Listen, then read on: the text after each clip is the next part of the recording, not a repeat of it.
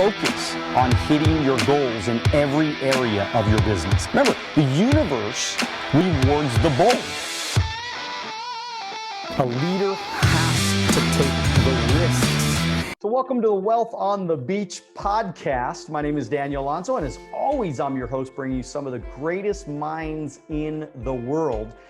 Today, we have an incredible guest that we're going to talk about money and business, health and wealth, and his name's Kurian Tharakan, and he's the founder of the sales and marketing strategy firm, StrategyPeak Sales and Marketing Advisors, 27-year veteran of the sales and marketing industry.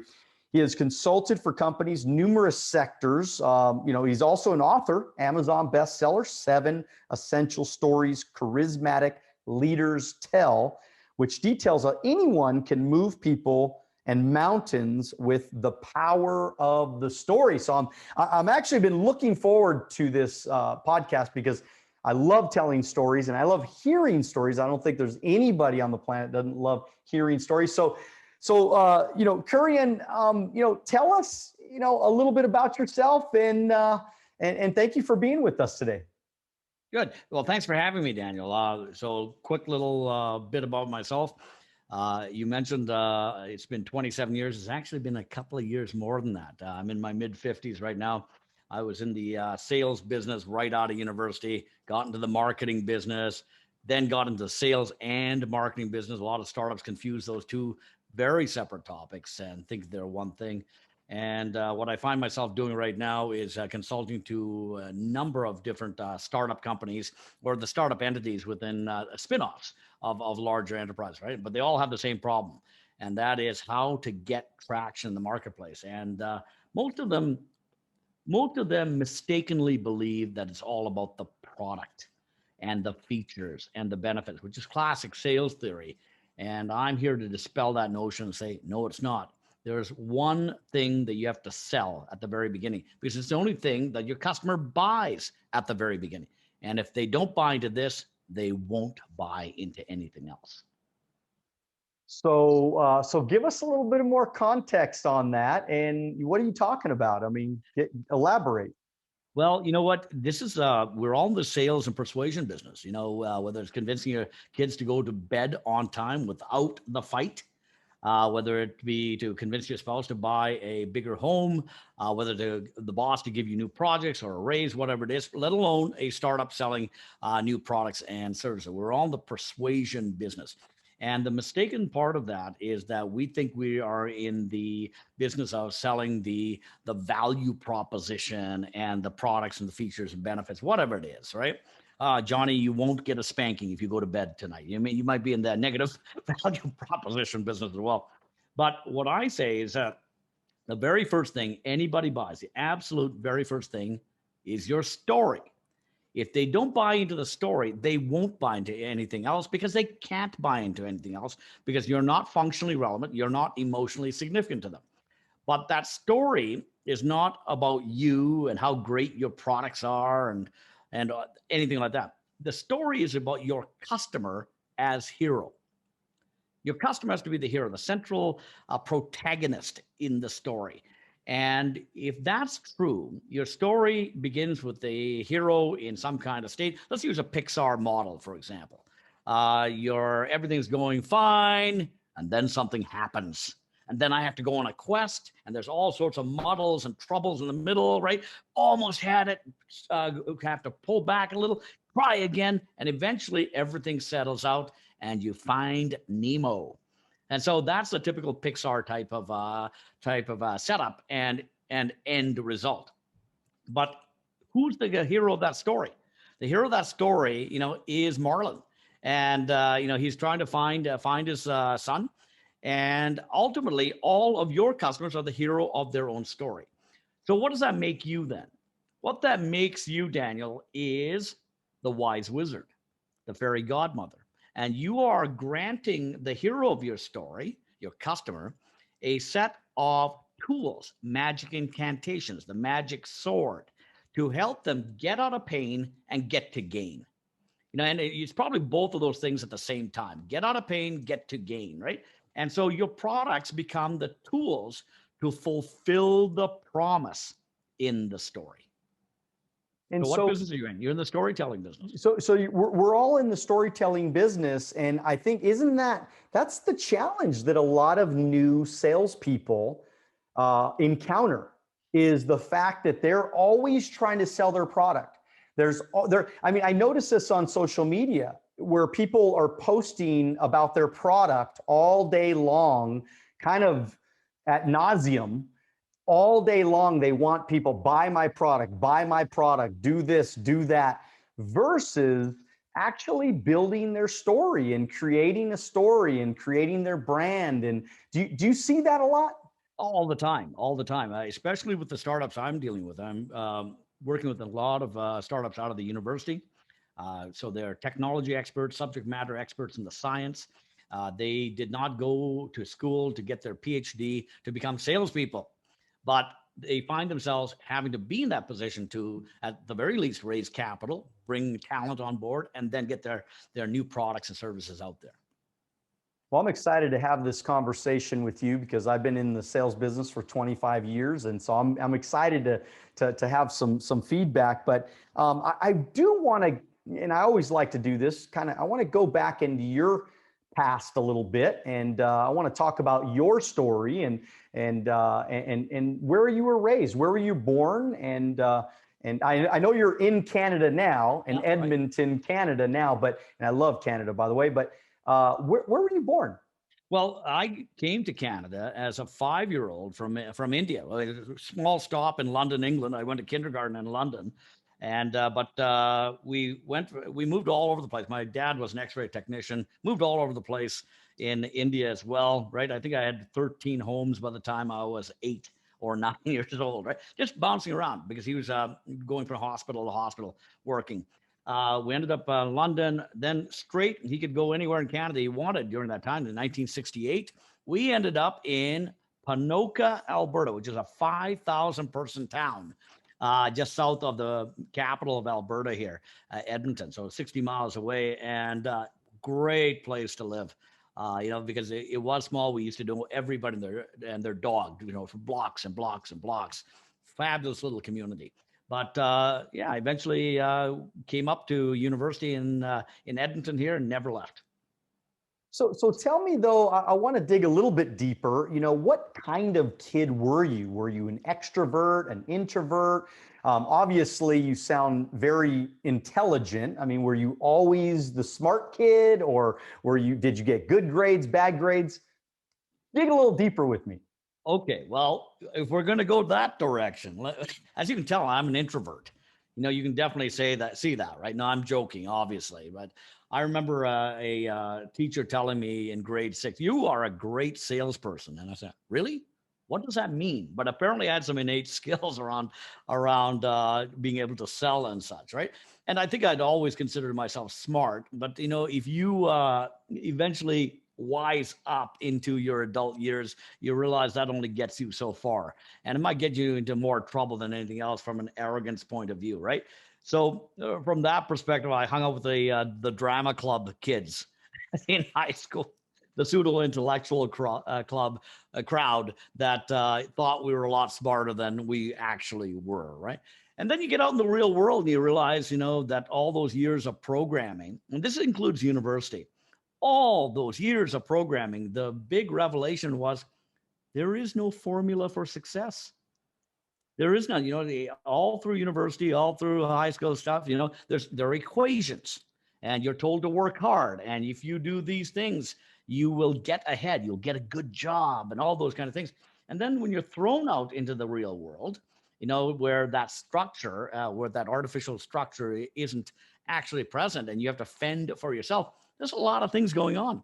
Politics creeps in, and different types of biases and glass ceilings and alliances that you have to make, and you have to play games of various kinds in addition to being smart and having the intelligence for the skill sets that you have, all the things that you're programmed with. There's a whole new set of rules that you are then having to conform to. So interesting, how that works, and it's a shock to many. And so do you, I mean, do you agree with the way that the college system is set up today? I mean, is it a good thing? Would you recommend that everybody goes to college? Would you recommend that only certain types of people go to college? What's your thoughts on the In my college in my situation today? younger and naive and more programmed days, when I was 21, 22, and I'm in the middle of college and such, I would have said, this is it. This is the way you do it. But I was programmed that way.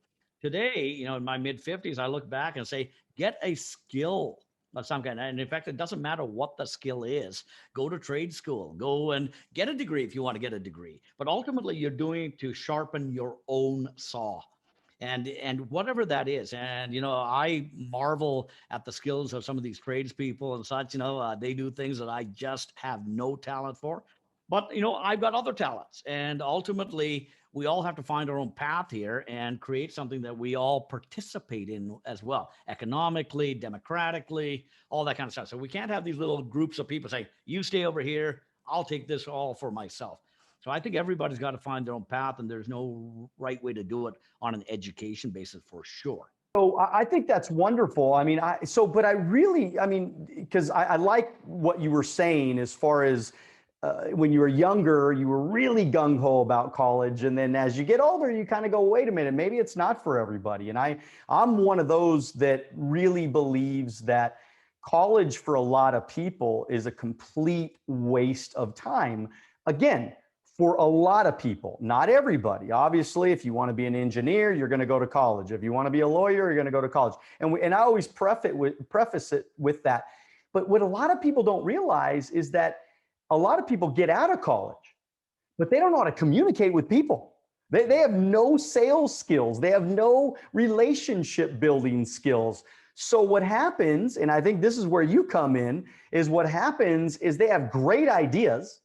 They have great products or systems or algorithms or companies that they want to build, but they just don't know how to get along with people. And so a guy like you that teaches people how to communicate, how to tell stories is completely vital to the world, because colleges just, they don't teach this stuff.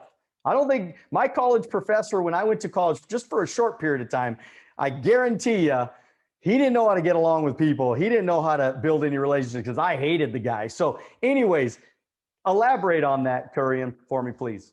Okay, so the elaboration is simply that you got to find your own path. And I have some investments in some companies up here in Edmonton. One of them is a digital marketing firm. We really don't care what your education is. If you have an education, good for you. That's great. But we've actually hired people just with a high school education to do advanced digital marketing. And because they have a clear skill in it, they're self-taught and they get it and they can do it. And I'm not going to wait around for somebody with a master's degree in communications to also acquire these skills. This is a rapidly changing field. Either you can do it or you can't. And one of the things I've also heard about, engineers, for example, and such, ultimately you can get a degree in engineering, but the ultimate test is whether you can do the work. And can you? And it's one thing to have the knowledge; it's the next thing to have the skills, and that's a completely different thing to have the aptitude for it. And so you have knowledge, skills, and aptitude. So you have the knowledge. Can you develop a set of processes for yourself that you can take that knowledge and make it efficient for yourself? But the aptitude part is where genius takes place, where you lift those knowledge and skills to the level of an art. I think Arthur Schopenhauer said it. Uh, genius hits a target no one else can see, and it's a completely different realm of experience. And ultimately, no one knows whether you possess that level of genius until you actually do it. And really, that's the challenge that I think to so many millions of people, they just don't want to try. They just don't want to give it everything they got for a period of time. I mean, my life changed when I made a decision to do the business that I'm in. My life changed because I made a decision. I could have done 47 different things, but I chose one thing and I made it my life's work to do that one thing. And I think that, and I did go all in, and I was willing to fail. I always told people, I said, look, I mean, the good thing about me going into business on my own is that I get to make it or I get to break it.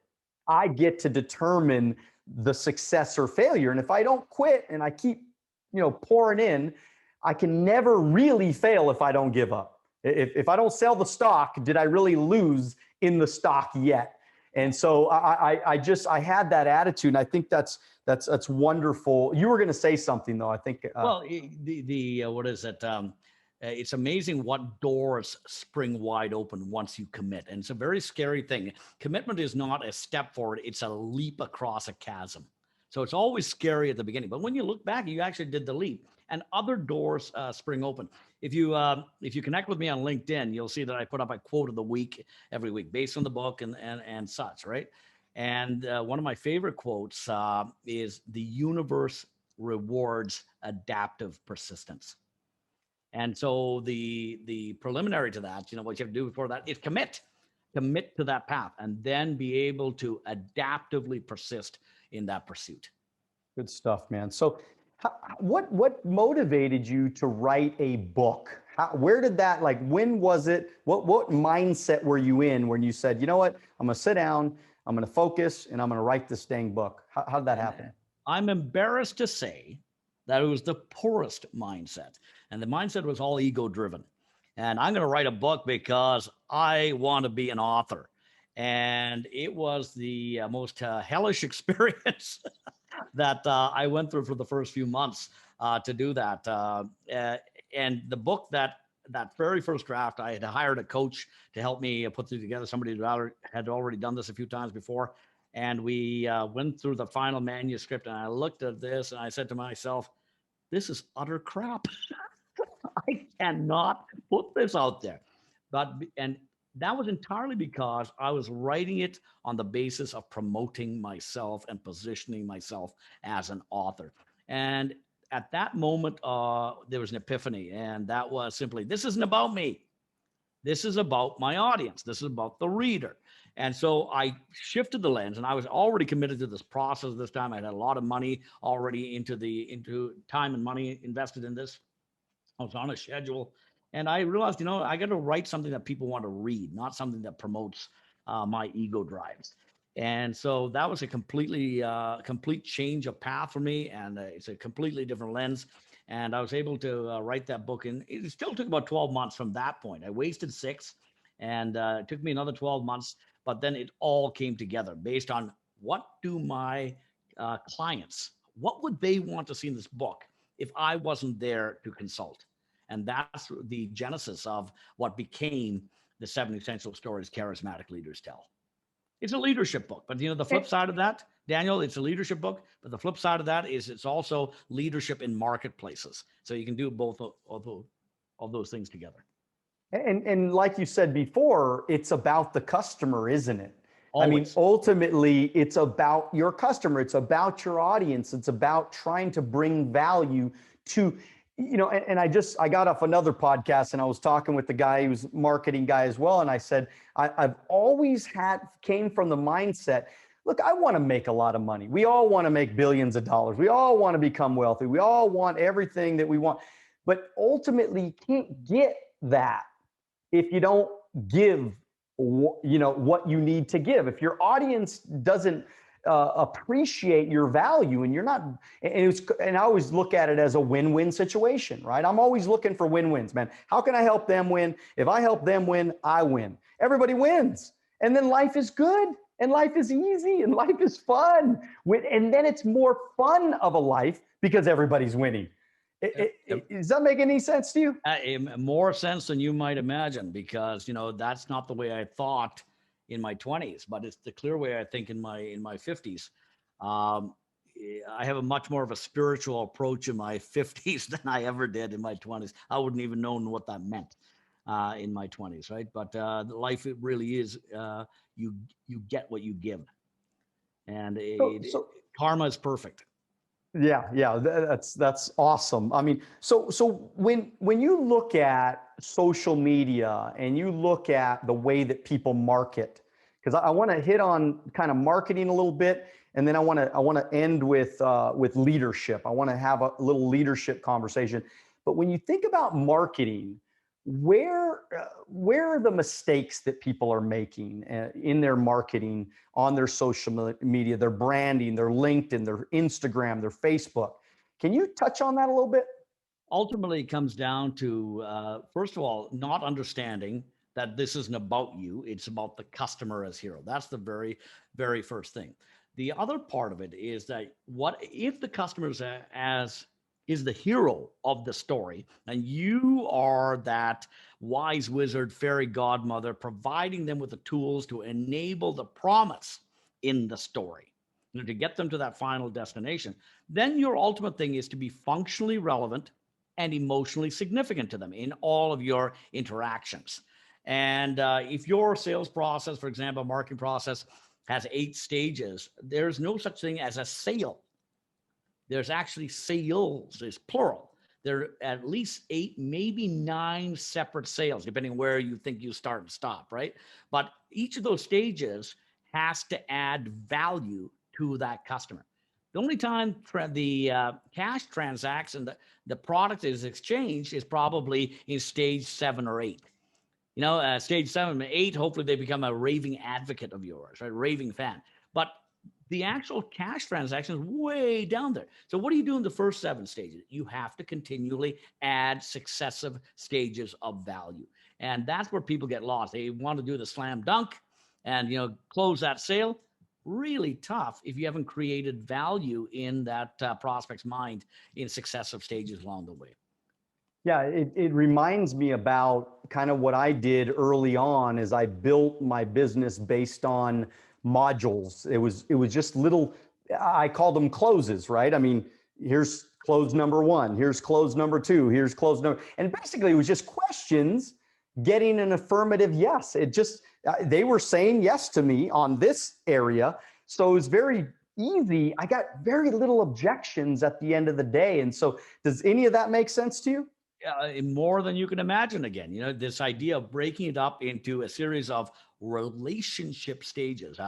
So my little digital marketing company is a company called Socialite Communications. We use a methodology called the customer value journey. And it's a customer journey, but at each of these stages, what we're doing is increasing the familiarity, the rapport, the authority, the liking as we move along. And we may be exchanging, lead magnets and tripwire offers along the way. But ultimately, it is based on the stages of human intimacy. How do you, create that initial stages of the relationship and take it all the way to what it is going to become? If it's a couple, how do you meet eyes across the room? Eventually, you're starting a family, along the way. Well, you just don't go start a family. There's a set of very prescribed stages along the way if you're going to make that ultimate relationship last. So one of your chapters in your book, I mean, can you tell us a little bit about if somebody goes and gets your book today, what's maybe one of the chapters in there that we're going to learn about that maybe you can add some thoughts here today? Okay, so there's 2 actually big sections of the book. The very first section is all about culture, and culture is the always on operating system that guides behavior, even when there's no one to watch, reward, or punish that behavior. Your people just know what to do. And so the 7 stories are what you infuse that culture with to make it come alive. So the very first thing is, if you don't have anything to capture the stories just bounce off. It's like going against bulletproof glass, right? It just bounces off. So you need a vibrant culture to begin with. And the first half of the book will tell you what the 7 pillars of the vibrant culture are. Now we go to the 7 stories. And my favorite story has got to be, and these are story categories. My favorite story category has got to be the mighty winds. And the mighty winds and this is relevant to any one of your customers. I don't care what you're selling. It doesn't matter what you are selling. Because the mighty winds is all about the big macro trends in the environment that affect everybody. You, your customers, the competition, your suppliers, everybody's affected by the macro trends. 6 common macro trends. There's societal, technological, economic, environmental, political, and legislative trends. And these trends create tsunamis of opportunity and tidal waves of destruction in their wake. They don't care whether it enriches you with opportunity or destroys your business and your people in the process. I'll give you some examples of this. So one of the clearest things that have happened in investment circles in the last 60, 70 years has been the boomer generation.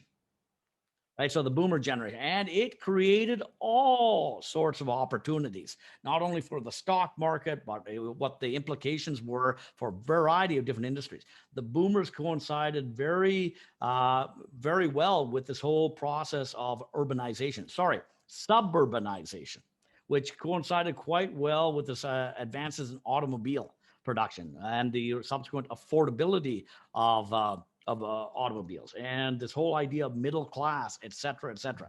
Well, we've got this whole big chunk, and I think the U.S. is probably like 77 million people fall into that category. And the front end of that is probably in 1947. So how old would they be now? About 75 now, something like that. 1947. So that crowd now is not acquiring things to put in their new suburban home. They are in wealth transition mode. They're going to be bequeathing their assets to the next generation, right? But the economy as a whole needs, the way this current economy is structured, it is very much in need of consumers. So who is that new consuming generation? And what we're finding right now, and we're well past Generation X, well past the millennials and whatever comes after that, they're not really as interested in home ownership anymore. A lot of them aren't even interested in driving. Mom and dad carted them around all over the place. What are the implications if you are in the wealth management business for investing in industries that have traditionally done well? Home building, appliance, provision, fridges, stoves, this whole idea of, cars, ownership, let alone car leasing. It impacts absolutely everything. That's all based in a set of macro trends, based in that societal aspect, subcategory demographics, right? And by following that out, it tells you clearly, maybe you don't want to be investing in the automobile industry as a 30-year horizon, because it's my belief that no one's going to own autos anymore. With the advances in artificial intelligence, another trend, and self-driving, you're seeing Tesla do it, but also Ford and lots of different companies, Google, Intel, lots of people. I'm probably going to subscribe to a service.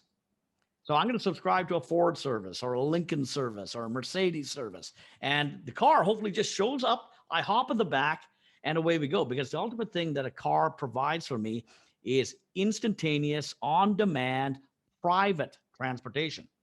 Well, that self-driving car can do the same thing. I just wanted to show up clean and at a level that I can, show up the way I want to show up at the restaurant.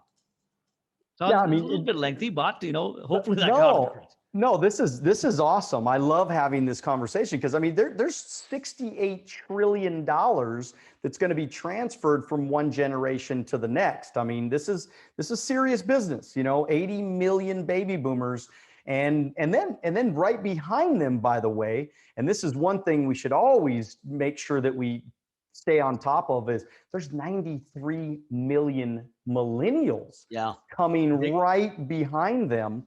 Bigger than the boom. It's bigger than the boom. And so this is going to be interesting because, of course, 50% of them want to own their own business. So now we have major opportunities where, people want to be independent contractors. They want to own their own businesses. And then on top of that, they're going to start having babies again. They're going to start now at a later age. It'll probably be a little bit of a stretched out age because the millennials get married later and have kids later. But these are interesting things. And this is kind of what you're talking about as far as creating the narrative, creating the story for your business. Is that what you're saying?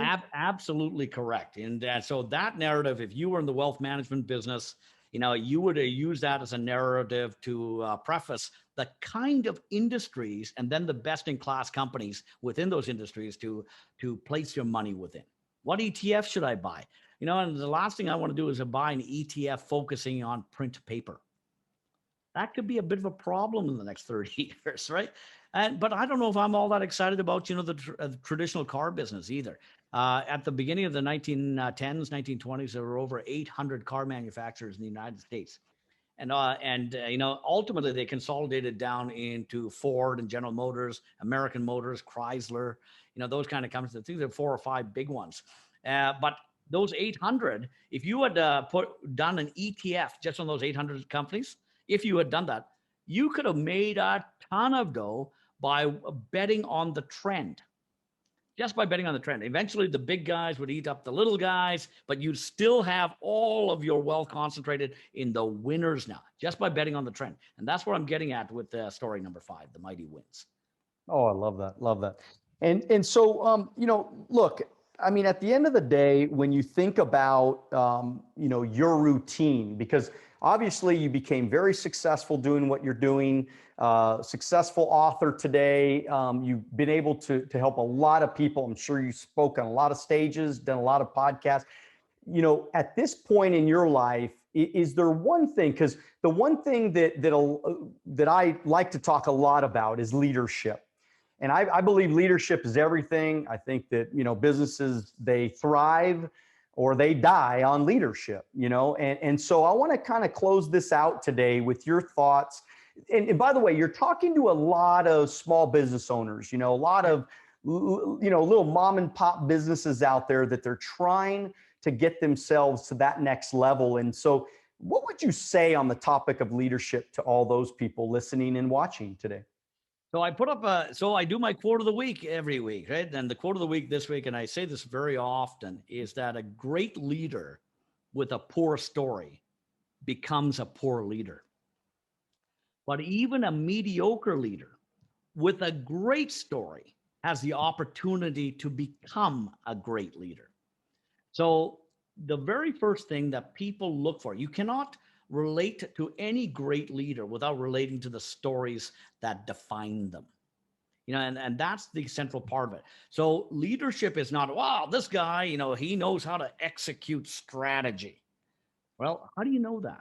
The only way you can relate that to me is by telling me stories about how that leader executed great strategy. By the way, that's a little boring by itself, right? But there's other things like values and belief systems and the kind of things that she has been able to effect, and the transformation that they have been able to conduct and deliver to their people and their markets and all these kinds of things.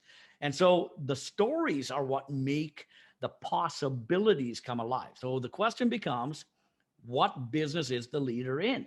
And the ultimate business a leader is in is the creation of a strategic narrative that their people can believe in. Okay.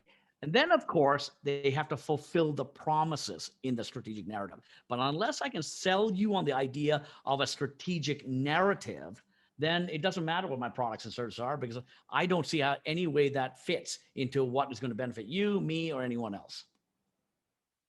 This is great, Kurian, because I mean, what's going through my mind right now is early on in my career, I had a PowerPoint actually that I used to go around the country, probably did the PowerPoint in Canada at one point, but it was called Building Your Story. And that's what I've been trying to get across to people for so many years. And you're just really hitting on some incredible points today, because I've always just told people that, look, I mean, if you don't create a great story, people don't want to follow somebody that doesn't have a great story. And so if we're all in the getting people to follow us, you can tell a great story. Now that takes a lot of work though, and discipline leading up to the story, because, if you're lazy and you don't win, then you can't talk about the wins. You can't talk about the story. You can't talk about, and then if you don't have a vision, you can't guide, if you're not brave enough and confident enough to tell people about the vision that you have for the future, they also don't want to follow you. And so how important is vision for a leader? Well, this idea where we're going is a critical aspect of it. And that's story 6, the journey we must undertake. So the first 5 stories are all about the left side of the equation. If all those stories are true, then there's an equal sign, then it's the journey we must undertake. And so that vision, I'm not going to follow somebody that is just going around in circles. Unless you're the utility company, that's your job, to go around in circles because you're supposed to be stable, right? But hopefully, you're adapting in some way as well. But those are long-term 80-year cycles, that typically hydroelectricity, for example. But that vision is a very big part of it. These 7 stories are primal in your customers, your audiences, your people's heads. And the thing about primal stories is that if there's a void, a vacuum in one of those stories, your prospects are going to make up their own story to fill that vacuum. And it may not be the story you want them to tell.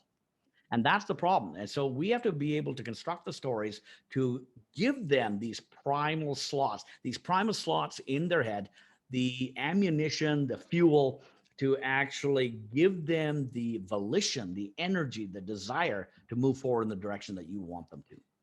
Good stuff, man. I think we could do this for another couple of hours. Kurian, Tharakan, this has been an incredible piece of value that we're offering our audience, and I want them to get to know you because I know that they're going to smash the like button. I know they're going to subscribe. I know they're going to reach out to you. They're going to probably be DMing you somewhere, emailing you somewhere, following you somewhere. So how do we get a hold of you? So you can definitely come to my website, StrategyPeak.com. Pick up a copy of the book on Amazon. It's called The 7 Essential Stories Charismatic Leaders Tell. The first 5 of your listeners, if they tell me they heard about me on your show, Daniel, I will send them a free Kindle copy of the book. Right. So, but definitely connect with me. You can find me on LinkedIn and such. And I'm going to send you a bunch of material for your show notes, including an infographic about the 7 stories. Oh, I love that. I can't wait. This has been such a pleasure to interview you today. Just excited about if there's anything I can ever do for you in the future, please reach out, man. I know they got you on lockdown in Canada, and when does Canada jail end? Canadian jail end pretty soon? Well, I'm hoping. No real word yet, right? But we can still move around and things like that. Still go to the Costco. That's good. That's good. But we're going to connect on LinkedIn for sure, right? Fantastic. I'd love that. And thank you so much again. I just want our audience, if you do meet Kurian somewhere, just let them know that you found him through Wealth on the Beach podcast, and make sure you go subscribe, like all his stuff, follow him, and most importantly, dream bigger than ever, get after it, and do it now. God bless you. We'll see you at the top.